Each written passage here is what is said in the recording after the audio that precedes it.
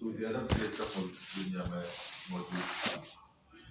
Kuwait جیسا امیر ملک دنیا میں موجود تھا، قطر جیسا امیر ملک دنیا میں موجود تھا، لیبیا جیسا امیر ملک دنیا میں موجود تھا، دبئی جیسے امیر ممالک دنیا میں چھوٹے چھوٹے موجود تھے ممالک، مصر جیسا طاقتور فوج رکھنے والا ملک موجود تھا، عراق جیسا طاقتور فوج رکھنے والا ملک اور تیل سے مالا مال ملک موجود تھا۔ یہ کیا نہیں تھا دنیا اسلام کے پاس، دنیا عرب کے پاس ایران جیسا ملک تھا شاکر تیل والا۔ 1967 میں 67 میں ایک 6 روزہ جنگ لگی اسرائیل اور عرب ممالک کے ساتھ۔ عرب ممالک سارے ایک طرف تھے فلسطین کی حمایت میں، اور اسرائیل ایک طرف تھا۔ بظاہر تو یہی تھا، اندر خانہ اگرچہ عرب ممالک کے سربراہان اور بادشاہان کا قائد وہ خیانت کار تھے، لیکن بظاہر ان کی فوجیں ادھر تھی۔ اس 6 روزہ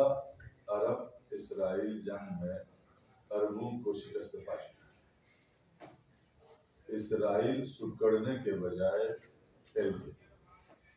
یعنی پہلے کی اس کی سرحدیں جہاں تھی، اس نے جہاں بنیادیں رکھی تھی، اور اس کو پھیل کے موجودہ سے بھی بڑا ہو گیا، یعنی اس وقت سے بہت بڑا ہو گیا۔ عربوں کو ایک ذلت آمیز شکست دی، اور اسرائیل نے اپنی فتح کے پنجے ایسے گاڑے، کہا مجھے اب کوئی چھیڑ نہیں سکتا، جو مجھے چھیڑے گا اس کا مقدر نابودی، تباہی، میں یہ ہوں تو میں ہوں۔ اس نے ایک روک جمانا شروع کیا اور جم گیا، اور اس نے ایسا چرچا کیا اپنے بارے میں کہ میں اپنے ملک کی سیکیورٹی کے لیے ایسا ہوں کہ جیسے ہماری فضا آئرن ڈوم ہے، یعنی آہنی گنبد، ہمارے اسرائیل کے اوپر کوئی کچھ نہیں کر سکتا۔ کوئی میزائل آئے گا ہم ہوا میں اڑا دیں گے، کوئی جہاز آئے گا ہم ادھر ہی اس کو فنش کر دیں گے، یہ کریں گے وہ کریں گے۔ مشہور ہو گیا کہ اسرائیلی فضا کیا کہتے ہیں جی، atmosphere of Israel is Iron Dome, اس طرح بڑے کہتے تھے مکہ لگا، فضا اسرائیل گنبد آہنی ناس، یہ ان کا ورد زبان ہوتا تھا، اس کو عربی میں حدید کہتے ہیں نا، قبۃ الحدیدیہ، سماء اسرائیل قبۃ الحدیدیہ، یہ ان کا نعرہ ہوتا تھا، یعنی ہمیں کوئی چھیڑ نہیں سکتا، تم چھیڑو گے مارے جاؤ گے، لوہے سے تمہارا ٹکراؤ ہو جائے گا۔ تو ہم تو اس طرح سے اپنی سیکورٹی کرتے ہیں، ناقابل تسخیر، یہ ان کا نعرہ ہوتا تھا، اور جرأت نہیں ہوتی تھی کسی کی کہ آنکھ اٹھا کر جو ہے وہ اسرائیل کی جو اس کو دیکھیں، سب بے غیرتی کے نشان بنے ہوئے تھے عرب ممالک۔ اس کے بعد تو اندر خانے اسرائیل سے رابطہ قائم کرنے اور اسرائیل سے دوستی یاری مارنے کی اس میں چکر میں ہر عرب ملک رہتا تھا۔ ترکی اس کے ساتھ دوست یار بنا ہوا تھا اور آج بھی ہے، مصر نے اس کے ساتھ رابطے قائم کر دیے، اور باقی کئی ممالک نے رابطے قائم، کئی ممالک رابطے بظاہر قائم نہیں کیے، سعودی عرب نے ابھی تک رسمی رابطہ قائم نہیں کیا، لیکن اسی وقت سے سعودی عرب ان کا حامی و مالی مددگار رہا، بلکہ بارڈرز جو ہے وہ سعودی عرب کے ساتھ جو بارڈرز اسرائیل کے ملتے ہیں، اس میں ان اسرائیل کے ایٹمی اسلحے چھپانے کے لیے جگہ سعودی عرب نے دی، اور یہ بھی ایک کہ مسلمانوں کا راز کھلے گا، اب جلدی کھلے گا، پہلے تو کھلتا نہیں تھا، سعودی عرب سے ڈر کے بارے کوئی بات کرنے کے لیے تیار نہیں ہوتا تھا، کیونکہ اسرائیل کی سرزمین ہے چھوٹی، سعودی عرب کی سرزمین ہے بہت وسیع، بہت صحرا کے صحرا، بڑی سرزمین، تو اس نے اپنے صحرائی سرزمین میں اسرائیل کو بڑی جگہ دی ہوئی ہے، جو اس نے اپنے خفیہ قسم کے ہتھیار اور ممنوع قسم کے ہتھیار سارے وہاں چھپائے ہوئے ہیں، کیونکہ سعودی عرب کی سرزمین پر کوئی بھی حملہ نہیں کر سکتا۔ اسرائیل کی سرزمین پر کسی بھی وقت بھی حملہ ہو سکتا ہے، مگر سعودی عرب کی سرزمین پر تو کسی کی مجال نہیں ہے، چونکہ اس کے ساتھ تو عام طور سے کسی کی جنگ نہیں ہوتی۔ تو اس نے اپنے صحرائی علاقوں میں اسرائیل جیسے دشمن اسلام کو جگہ دی ہوئی ہے، ٹنل بنا کر، انڈر گراؤنڈ تہ خانے بنا کر کے وہاں پر اس نے اپنے ایٹمی ہتھیار، اپنے ممنوعہ ہتھیار، اپنے خفیہ ہتھیار سارے وہاں پر۔ تو یہ ساری ایک تاریخ ہے خلیج کی، ایک بڑی تاریخ ہے اس دھرتی کی۔ یہ نعرہ چلتا رہا، ایران اس کا شروع سے دشمن رہا۔ امام خمینی نے جب انقلاب برپا کیا اور ایران کے اندر تازہ شہنشاہی دور کا خاتمہ ہو گیا، تو سب سے پہلے بغیر ویزا کے، بغیر اجازت کے، بغیر قانونی کارروائی کیے ہوئے مبارکباد دینے کے لیے فلسطین کا لیڈر آ گیا تھا۔ اس وقت ان کا لیڈر تھا یاسر عرفات، ہاں بہت بڑا لیڈر تھا۔ بعد میں تھوڑا بگڑ گیا تھا اور اس کی بگڑی ہوئی حالت میں مر گیا۔ یہودی عورت سے شادی کی، ایک یہودی لڑکی سے، ایک بوڑھے بابا نے 20 سال کی لڑکی سے شادی کر لی، اور وہ یہودی لڑکی ٹرینڈ تھی اس کو بگاڑنے کے لیے، اس نے اس کا دماغ خراب کیا۔ تو وہ اسرائیلی کے ساتھ جا ملا، سلو کے نام سے، مصالحت کے نام سے اس کے ساتھ مل گیا۔ بعد میں خیر پچھتا بھی گیا، آخر وقت میں پچھتا گیا، لیکن اس پچھتاوے کا اب کوئی فائدہ، یعنی اس پچھتاوے کا اعلان کرنے سے پہلے انہوں نے اس کو فرانس کے اندر زہر دے کر مار دیا۔ یعنی وہ غصے میں آ گیا تھا کہ اچھا میرے ساتھ ہاتھ ہو گیا، مجھے تو اس لڑکی نے برباد کیا وغیرہ وغیرہ، اور وہ اعلان کرنے والا ہی تھا کہ یہ اسرائیل کے ساتھ جو میری مصالحانہ کوششیں تھی وہ ناکام ہو گئی ہیں، اور اب میں توبہ طائب ہو جاتا ہوں۔ اس کے ان الفاظ کے زبان سے جاری ہونے سے پہلے اس کو مار دیا، تو وہ اس طرح مر گیا۔ یاسر عرفات کا ایک مقام تھا دنیا کے اندر، لیڈروں کے اندر۔ اس وقت اسلامی کانفرنس بلائی تھی ہمارے ذوالفقار علی بھٹو نے لاہور کے اندر، تو یاسر عرفات ان میں نمایاں لیڈرز میں تھا۔ آپ لوگ دیکھ سکتے ہیں پرانے تقریر میں، اس میں یاسر عرفات صف اول میں کھڑا ہونے والا لیڈر تھا۔ ایک نام آور لیڈر اسلام کا بن گیا تھا، مزاحمتی لیڈر، ایک روشن فکر اور ایک اسلامی معروف لیڈر۔ تو وہ ایسا تھا کہ امام خمینی کے انقلاب ہونے کے بعد چھٹے دن، انقلاب کے چھٹے دن، جب ایران کے اندر بڑی وہ چل رہی تھی، انقلاب کے بعد تو بڑی تو چلتی ہے نا گڑبڑ، ابھی انقلاب تو تازہ ہوتا تو بہت جنگیں اندر، جلاؤ گراؤ فلاں یہ وہ ہر قسم کے حالات چل رہے تھے۔ تو اس وقت وہ بغیر اجازت کے جہاز لے کر تہران ایئرپورٹ پر اترنے والا پہلا لیڈر تھا، کوئی دنیا کا لیڈر پہلا امام خمینی کو آ کے مبارکباد دینے والا، اور اس نے امام خمینی کو اپنا فلسطینیوں کا باپ قرار دیا تھا۔ فلسطین اب تک یتیم تھا، اللہ نے انہیں ایک شفیق باپ عطا کیا امام خمینی کی شکل، اور بات صحیح تھی۔ بلکہ کہا جاتا ہے کہ امام خمینی کو لفظ امام خمینی کا لقب دینے والا بھی یاسر عرفات تھا۔ ہاں، دو لوگوں کے بارے میں کہا جاتا ہے کہ یہ لفظ امام خمینی یا یاسر عرفات کی تجویز پر دیا گیا، یا اس بنی صدر کی تجویز پر دیا گیا، جو کہ بعد میں بگڑا انقلاب سے اور فرار ہو گیا فرانس میں، اور 2 سال پہلے مار گیا۔ تو یہ بہت قریبی ہو گیا تھا، اور کہتا تھا کہ یاسر عرفات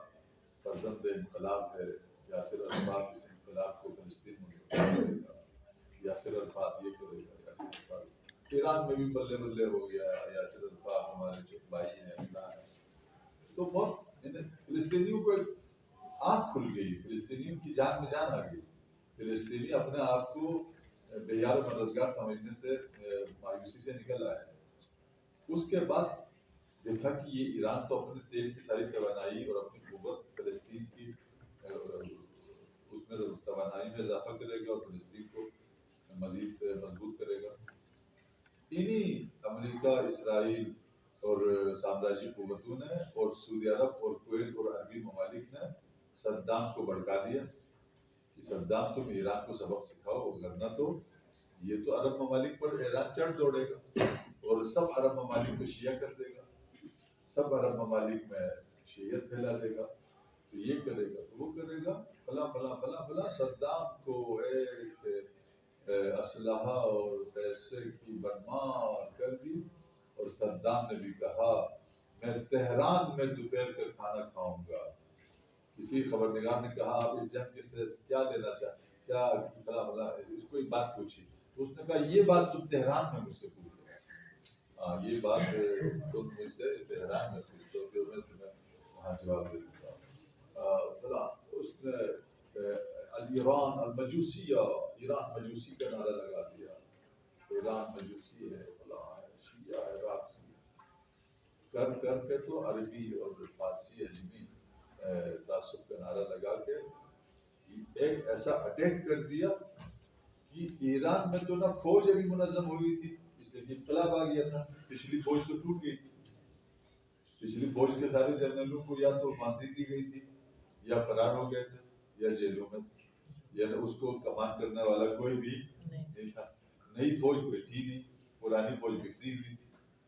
یہ نہیں پتا تھا انقلابیوں کو کہ یہ والا اسلحہ ادھر سے چلانا ہے یا اس طرف سے چلانا ہے، کیونکہ بعض اوقات اس کی سوراخ اور نالیاں جو ہے احساس ہوتی تھی، یعنی انقلابیوں کو تو یہ تک تجربہ نہیں تھا، وہ تو انقلاب تو لائے تھے مگر ان چیزوں کا تجربہ تو سیدھے سے تھا ہی نہیں، اس کی گولی ادھر سے نکلے گی یا ادھر سے نکلے گی یہ نہیں پتا تھا ایرانی انقلابی جوانوں کو۔ ایسے میں ایک منظم فوج، پیچھے ڈالر، ریال، درہم و دینار اور جناب علی صدام کو پشت مضبوط کر کے اٹیک کروا دیا۔ اٹیک بھی ایسا کہ ایران کے 200 کلومیٹر اندر آ گیا، 200 کلومیٹر اندر آنا آسان نہیں ہوتا، یعنی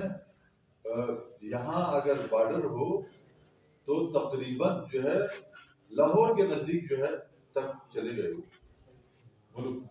کراس کر کے آبادان لے لیا، خرمشاہ لے لیا، اہواز کے بڑے علاقے لے لیے اور علاقے لے لیے، یعنی پوری سرحدی پٹی میں کہیں کہیں 200 کلومیٹر، کہیں کہیں 150 کلومیٹر، کہیں کہیں 100 کلومیٹر وہ اندر آ گیا، اور ایران پر ہو گیا قبضہ، ایران کے بڑے علاقوں پر قبضہ ہو گیا۔ اب کیا کرتے ایرانی انقلابی؟ علماء تھے، علماء کو کوئی نہ جنگ کرنے کا تجربہ تھا اب تک کا، نہ لیڈرشپ کرنے کا کوئی تجربہ تھا۔ علماء کا تجربہ 14 صدیوں میں کیا تھا؟ جمعہ پڑھانا، نماز پڑھانا، نکاح پڑھانا، شرع پڑھانا، یہی کچھ ہمارا تجربہ ہے نا۔ ہمارا تجربہ تو ہمارا ایکسپیرینس تو علماء کا یہی ہے، بڑے ہوئے چھوٹے ہوں، ملک چلانا، وزارتیں چلانا، جنگ چلانا، یہ تو ہمارے تجربے میں آیا ہی نہیں تھا، یہ تو ہم جانتے ہی نہیں تھے۔ ملک کے اندر پرانے دور میں تھا، پیغمبر کے دور میں ہو گیا تھا، کچھ بیچ بیچ میں بھی کہیں کہیں ہو گیا تھا، لیکن وہ تجربہ منتقل نہیں ہوا تھا کہ ہم کیسے جنگی ٹیکنیک چلائیں گے، چلائیں گے۔ ایک غافل گیر انتہائی عجیب غریب معاملہ ہو گیا۔ امام خمینی نے اپنے ٹیم کو بٹھایا کہ کیا کریں آپ، اٹیک تو ہو گیا۔ اس وقت بنی صدر صدر تھا، بنی صدر اندر سے امریکہ کا بندہ تھا جو کہ گھس آیا تھا انقلاب میں اور صدر بن چکا تھا، اور امام خمینی کی بڑی حمایت بھی تھی اس کو، اتنا انقلابی خود کو دکھاتا تھا کہ امام خمینی بڑی حمایت کر چکا اس کی، تو وہ اندر سے ملا ہوا تھا امریکہ سے۔ یہ تو نہیں پتا تھا ابھی لوگوں کو، خاص لوگوں کو پتہ چلنا شروع ہو گیا تھا، شہید بہشتی کو، شہید مطہری کو، اگر اس جانے کو اس قسم کے خاص جو لیڈرز تھے ان کو سمجھ آنا شروع ہو گیا تھا کہ یہ تو بندہ ٹھیک نہیں ہے، لیکن یہ تو کسی کو نہیں پتا تھا کہ یہ سیدھے سیدھے امریکہ سے ملا ہوا ہوگا. تو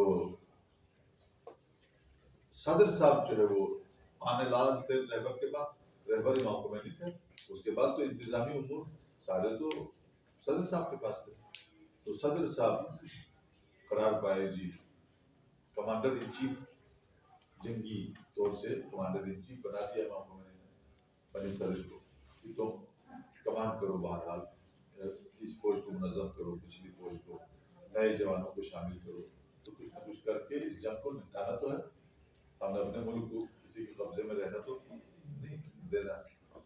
چنانچہ بنی صدر نے خیانتیں شروع کر دی. اس کی خیانتوں کی وجہ سے وہ مزید 10-20 کلومیٹر ادھر جانے کے بجائے آگے پیچھے جانے کے بجائے وہ آتے گئے. اس نے ایک نعرہ لگایا، بڑا خندق آور اور مذہبی خیز نعرہ تھا،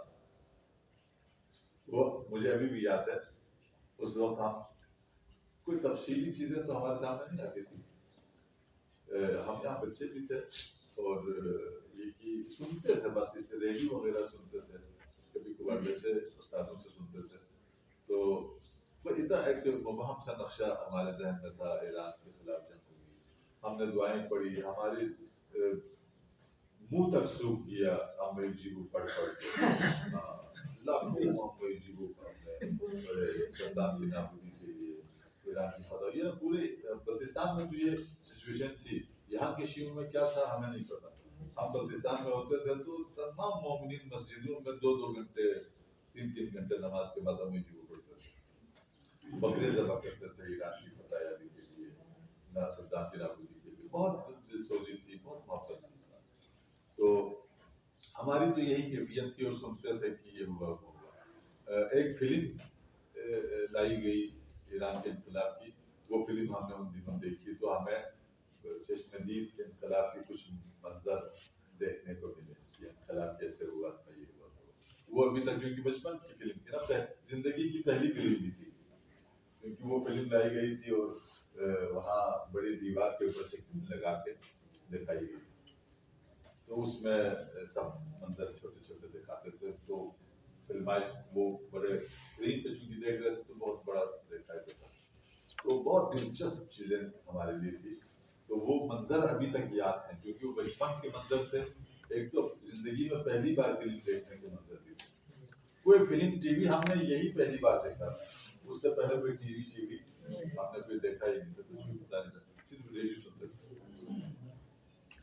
اس میں بنی صدر کو بھی ہم نے دیکھا، بختیار کو بھی دیکھا اور لوگوں کو بھی دیکھا.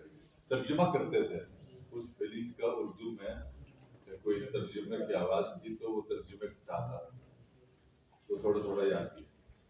لیکن بعد میں جب وہاں جا کے ان کے اخبارات اور ان کی چیزوں کو دیکھنا شروع کیا تو زیادہ تفصیل سے پتا چلا. تو اس نے ایک نعرہ مارا تھا، سیاسی نعرہ. وہ نعرہ یہ مارا تھا، زمین می دہیم زمان می گیری، یعنی ہم زمین دے دیں گے ان کو، ٹائم لے لیں گے، پھر ہم دیکھیں گے یہ کیا کرتے ہیں ان کے ساتھ. اس دھوکہ باز جملے کے ذریعے اس نے اپنی فوج کو ادھر کرنا شروع کر دیا تھا کہ تم تھوڑا پیچھے ہوتا، ان کو جگہ دے دو، ان کو مزید مدد کھینچو تاکہ ہم صحیح سبق سکھا سکیں. یہ دنیا میں کہاں ہوتا ہے ایسا، اپنے سرزمین کو آزاد کرانے کے بجائے مزید قبضے پہ دے دو، مزید اس کو آگے آنے دو. یعنی یہ کہیں پر تو ٹیکٹک ہو سکتا ہے، وہ بھی وقتی شہروں میں. مثلا ایک شہر میں وہ داخل ہوئے ہیں تو آپ تھوڑا شہر کی گنجان علاقوں میں ان کو آنے دو تاکہ وہاں ان کو گھیر کے مارو، وہاں تو ہو سکتا ہے. لیکن ملکی لیول کے اوپر، سرحدوں کے اوپر تو یہ نہیں ہو سکتا کہ ہمارا آرمی چیف یہ نعرہ لگا لے کہ ان کو مزید ہندوستان کو آگے آنے دو پھر ہم دیکھیں گے. یعنی ہمارا تو اتنا الرٹ ہے کہ ہو ہی نہیں سکتا ایسا کہ وہ ایک انچ اس طرف کو آ جائے. تو اس قسم کے بعد میں پتہ چل گیا یہ وہ تو خائن ہے، وہ تو امریکہ کے کہنے پہ جنگ کو کمان کر رہا ہے. جب پتہ چل گیا تو اسمبلی میں اس کے خلاف قرارداد آ گئی. یہ عمران کے خلاف کیا ہے؟ عدم اعتماد کی قرارداد لائی گئی. عدم اعتماد کی قرارداد لائی گئی. وہ بھی سمجھ لیا کہ اب میں بچنے والا نہیں۔ کسی جہاز میں بیٹھ کے سننے میں آیا ہے کہ ایک برقع پہن کے جہاز میں گیا، فوجی جہاز میں، اور فرار ہوا، اور وہ اسی برقعے میں گیا تو بس وہیں پر یہ رہی، اور آخر تک اتنا احمقانہ حرکت کرتا تھا، بوڑھا ہو گیا تھا، اور تجربے سے سیکھنا بھی اس کو چاہیے تھا مگر سیکھتا نہیں تھا۔ آخر عمر میں نے اس کا ایک انٹرویو سنا، اس میں وہ کہتا تھا کہ ایران کا قانونی اور جو شرعی جو قانونی صدر ہوں وہ کیا خوب آدمی ہے، پاگل ہو گیا نا، تمہارا کیا حشر ہوا ہے ساری دنیا کو پتا ہے، اور وہ کہتا تھا کہ میں ایران کا قانونی شرعی صدر میں ہوں، جس طرح بھی وہ جو شاہ کا بیٹا کہتا تھا کہ ایران کا جو قانونی حکمران بادشاہ جو ہے وہ میں، اس لیے کہ میرے والد کو غیر قانونی طور سے ہٹایا تھا خمینی نے، تو میرے والد کا وارث میں ہوں، لہٰذا ایران کا وارث اور کیا کہتے ہیں سربراہ میں ہوں۔ حتیٰ ایک دن اس بیوقوف نے یہ بھی کہا تھا کہ اقوام متحدہ میں مجھے بلایا جائے ایران کی طرف سے۔ یار دنیا کی حقیقتوں کو سامنا کرو، اتنی بیوقوفیاں پتہ نہیں کرتے ہیں لوگ، اور پھر بھی بہت سارے لوگ اس کو چاہتے ہیں، باہر کے جو انقلاب کے مخالفین کہتے ہیں کہ شہزادہ ہیں اللہ، تو فلسطین کے اندر انقلاب نے جان ڈال دی ہے، شیعہ انقلاب، سنی فلسطین، سنی کیا کہتے ہیں جی سوریہ، سنی فلاں، سنی شیعہ نہیں دیکھتے ہیں، اسلام ہے، شیعہ کے نزدیک اسلام ہے، اسلام کو مسلمانوں کو امام خمینی نے پہلا نعرہ یہ لگایا کہ ہمارا اندرونی طور پر غریبوں کی مدد کرنے کے لیے کوئی تنظیم بناؤ، بیرونی طور پر فلسطین کی مدد کے لیے کوئی تنظیم بناؤ۔ انقلاب کے پہلے دو نعرے یہ تھے، تو اندرونی طور سے حکومت امداد امام خمینی نامی تنظیم بنائی گئی کہ امداد کمیٹی جو فقیر فقراء ہیں ان کی مدد کی جائے باضابطہ طریقے سے، اور بیرونی طور سے فلسطین کمیٹی، فلسطین فاؤنڈیشن بنائی گئی جس کے ذریعے سے فلسطینی کی مدد کی جاتی رہی۔ یعنی دیکھیں امام خمینی کی نظر میں فلسطین اسی بات سے، بلکہ امام خمینی کے انقلاب کامیاب ہونے سے 20 سال پہلے کے جو وہ دیتے تھے تحریریں لکھتے تھے اس میں فلسطین کے لیے چندے کرواتے تھے۔ امام خمینی کو ابھی انقلاب کامیاب ہونے نہ ہونے کو کوئی پتہ نہیں تھا خود، لیکن اس وقت فلسطین کی حمایت کرتے تھے، فلسطین کو پیسے دیتے تھے، اور شاہ کو دبکاتے رہتے تھے کہ تم اسرائیل کی مدد مت کرو، اسرائیل کو تیل مت کرو، کہ فلسطین کے ساتھ خیانت، یہ قبلہ اول کے ساتھ خیانت کہتے تھے۔ یہ سب کچھ ہو گیا، اور اسرائیل اپنے آپ کو کیا کچھ سمجھتا رہا اس 6 روزہ 67 کی جنگ کے بعد، اور آج اس کا سارا پول کھول دیا مجاہدین نے، تمہارا آئرن ڈوم کو ایسے ریزا ریزا کر دیا کہ تمہارے اندر چھوٹے چھوٹے میزائل بھی پہنچنے لگے، بڑے تو بڑے چھوٹے چھوٹے میزائل اور گولے بھی پہنچنے لگے، بلکہ نہتے قسم کے جو گلائڈر ہیں وہ بھی پہنچنے لگ گئے۔ تو گلائڈر پہنچ جائے تو سمجھو نا کچھ بھی نہیں ہے، وہ پھٹا ہوا کپڑا تھا۔ ہاں اگر کوئی عورت پھٹی شلوار پہنے تو اس کے ساتھ کیا ہوگا؟ گلی پوچھے اسرائیل پھٹی شلوار پہنے بھی عورت کی طرح ہوگی، جو کوئی بھی جا کے اسے استعمال کر سکتا ہے۔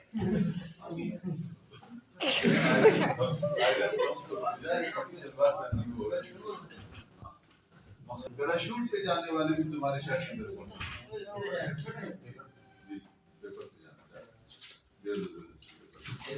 وبعد هذا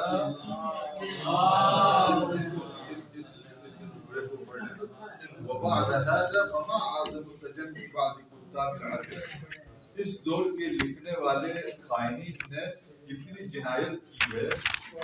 جتنی خیانت کی ہے، یہ سے خوشی آتا انہوں نے اپنی لکھائیوں میں تحریروں میں شیعہ کو کیا قرار دیا ہے؟ بیانہم، یہ شیعہ جمعیت السریہ، ایک مخفی جمعیت ہے، حدامہ، جو دوسروں کی نابودی کے لیے کام کرتے رہتے ہیں۔ جو یہودیوں کی صفت تھی وہ انہوں نے کیا کیا جی؟ شیعوں پہ لگا دیا۔ او طائفۃ سورویۃ ناقمہ، یا ایک بہت ہی خواہ انقلاب کرتے حکومتوں کو گراتے رہنے والی کوئی جمعیت ہے۔ صحیح ہاں یہ بات صحیح ہے کہ ان من خلق الرجل المسلم المتبع لتعالیم اہل البیت علیہ السلام، وہ مسلمان مرد اور آدمی جو تعلیمات اہل بیت کو فالو کرتا ہے اور اس کی پیروی کرتا ہے، اس کے خلقیات میں یہ آیا ہے، اس کے اخلاق میں یہ شامل ہو گیا ہے بغض الظلم، ظلم کے خلاف بغض رکھنا، نفرت رکھنا، اور ظالمین کے خلاف نفرت رکھنا اس کی اخلاقیات کہتا ہے۔ والانتماش عن اہل الجور والفسوق، اہل الجور والفسوق سے وہ دور رہتا ہے، نفرت کرتا ہے ان سے، وہ ان سے نہ کھاتا ہے نہ پیتا ہے نہ ان کے پاس رہتا ہے، یہ اخلاق کا یہ حصہ ہے۔ والنظر الى اعوانهم، اور وانصار نظرت الاشمئزاز والاستنکار، ان کے اعوان اور انصار، ظالموں کے اعوان اور انصار کی طرف بڑی نفرت کی نگاہ سے دیکھتا ہے، بڑی نفرت انگیز نگاہ دیکھتا ہے۔ والاستحاش والاستحقار، ان کو حقیر جانتا ہے، ان سے وحشت کرتا ہے، دور رہتا ہے۔ وما زال هذا الخلق متغلغلا في نفوسهم، یہ صفت ان کے نفوس میں متغلغل رہتی ہے، یعنی مسلسل چلتی رہتی ہے۔ یتوارثون جیلا بعد، نسلوں میں تبدیل ہوتی ہے، یہ چینج ہوتی ہے، یہ باپ سے بیٹے کو، بیٹے سے پوتے، اس کو اپنے بیٹے کو، آگے چلتی رہتی ہے کہ بھائی ظالموں کے ساتھ ہی رہنا، ظالموں کے خلاف۔ ہم تو امیر المومنین کے اس جملے کو اپنی بعض و نصیحت کے ممبروں کو بھی دہراتے رہتے ہیں کہ کون للظالمین حسما وللمظلوم حما، یہ تو ہمارا دینی عقیدہ ہے، یہ تو ہمارے مولا کا ارشاد ہے کہ ہمیشہ ظالم کے خلاف رہو اور مظلوم کے ہاتھ پہ ہاتھ رکھو۔ ولیکن مع ذلک لیس من شیمتہم الغدر والقتل، اس سب کے باوجود ان کی روش یہ نہیں ہے شیما، ان کی روش یہ نہیں ہے کہ الغدر والقتل، غداری کرنا یا سازشیں کرنا، حکومتیں گرانا، فلاں کرنا۔ ابھی ہمارے ملک میں جو حکومتیں گرائی اور بنائی جاتی ہیں اس میں شیعہ کا کوئی مذہبی طور سے دخل نہیں ہے، اگر کوئی زرداری مرداری ہے تو وہ شیعہ کا نمائندہ نہیں ہے، وہ ایک فردی طور سے ہو سکتا ہے کوئی شیعہ مکتب سے تعلق رکھنے والا کوئی ایسی سازشوں میں مبتلا ہو جائے، اس کا شیعیت سے تعلق، یہ شیعہ پالیسی نہیں ہے کہ جی حکومتیں گراؤ، سازشیں کرو، اس کو گراؤ، اس کو لاؤ، یہ کبھی نہیں کرتے شیعہ۔ ولا من طریقتہم، اور نہ ان کے طریقے میں یہ کہ الصحبۃ والانتفاض عن السلطۃ الدینیہ صادرہ باسم الاسلام، اسلام کے نام پر کھڑی ہوئی حکومتوں کے خلاف کوئی انقلاب کرے۔ شاہ کے خلاف جو حکومت انقلاب کیا تھا امام خمینی نے، تو شاہ تو اسلام سے ہی دور ہو گیا تھا، مسلمان اسلام اولا تو اسلام کے نام سے وہ حکومت نہیں تھی، دوسرا شاہ اتنا بگڑ چکا تھا کہ امام خمینی نے کہا اب شاہ کے خلاف فتویٰ دینا واجب ہو گیا، پہلے نہیں دیتے تھے، پہلے پھر بھی لحاظ کرتے تھے مجتہدین۔ امام خمینی نے کہا کیا ہوا تھا آپ کو یاد نہیں ہو، ذرا میں یاد کرا دوں کہ 21 ماہ رمضان شیعہ ملک ایران شاہ کے دور میں دن کے وقت، دن دیہڑے 21 ماہ رمضان کو شہادت ہے امیر المومنین علی بن ابی طالب کے دن، ساری شیعہ قوم مجالس اور عزاداری میں مصروف ہے، روزے سے ہیں۔ اس وقت شاہ کی حکومت نے کیا کیا، شیراز کے ایک قومی پارک، بہت بڑا پارک تھا، اس پارک میں میوزیکل کنسرٹ رکھا، اسرائیل سے اداکارائیں بلا کر، اور جوانوں کو وہاں اکٹھا کر کے شراب و کباب میں عیش و نوش کرا دیا، دن 12 بجے، جی دن 1 بجے، ماہ رمضان، شہادت امیر المومنین، یہ کاروائیاں وہ کرتا تھا۔ لڑکا لڑکے سے رسمی طور سے شادی کرتا تھا ایران میں، ایک جرنیل کے لڑکے نے دوسرے جرنیل کے لڑکے سے شادی کی اور کارڈ چھپوا کے تمام جرنیلوں کو اور بادشاہوں کو کارڈ دیا، اور اس کی شادی بڑے طمطراق سے تہران کے سب سے بڑے ہوٹل میں ہوئی۔ اس دن امام خمینی نے کہا کہ اب اس ملک کے اسلام کا فاتحہ پڑھنا چاہیے، اب اس ملک حکومت کے خلاف اٹھنا واجب ہے قوم کے اوپر۔ اب اسلام کی وہ دجیاں اڑا رہا ہے، کیپٹلزم کے نام سے، کیپٹلزم کے نام سے ایک قانون پاس کیا جس کے اندر امریکہ کا کوئی مجرم ایران کے اندر جرم کرتا تو ایران کے اندر اس کے خلاف کارروائی نہیں ہو سکتی، وہ امریکہ میں جائے گا، امریکہ میں کیس فائل ہوگا، امریکہ میں ہی اس کے خلاف کیس چل سکتا ہے، ایران کے اندر کسی امریکی کا کیس، یہ تو ذلت تھی نا کہ آپ کے ملک میں وہ بندہ قتل کرے اور کیس اس پر کہاں چلے، امریکہ میں چلے، امریکہ میں کون چلائے گا؟ اس مقتول کے بدلے تو امریکہ جا نہیں سکتے، جائیں تو کوئی کام نہیں کر سکتے، یعنی ایک ایسا ظالمانہ قانون پاس کیا تھا۔ تو ان چیزوں کے خلاف پھر امام محمد نے تحریک اٹھائی. یعنی مسلمانوں کے خلاف امام محمد کبھی بھی ایک مسلمان حکومت گرانے کے لیے نہیں ہوتے. من طریقت مصور والاتفاق على سلطة الدینی اسرائیل الاسلام لا سر ولا علنا. نہ تو خفیہ طور سے کسی کے خلاف سازش کرتے ہیں شیعہ، نہ علانیہ طور سے کسی کے خلاف جو ہے تحریک چلاتے ہیں. ولا یبیحون لانفسهم الاغتیال والوقیع او الوقیع بمسلم. کسی مسلمان کے خلاف قتل، غارت یا اس کے خلاف کوئی کام نہیں کرتے ہیں، وہ مباح نہیں جانتے ہیں شیعہ. مہما کان مذہبہ و طریقتہ، جب تک وہ اپنے مذہب پر ہے، سنی ہے، مسلمان ہے، ان کے خلاف کوئی کام نہیں کرتے. ابھی وہ جتنا ہمیں کافر کہتے ہیں ہم انہیں کافر نہیں کہتے. عجیب یہ دیوبندی، یہ بریلوی، یہ فلاں یہ فلاں ہمیں کافر کہتے ہیں، مگر ہم کبھی ان کو کافر نہیں کہتے، قتل بھی جائز قرار نہیں دیتے.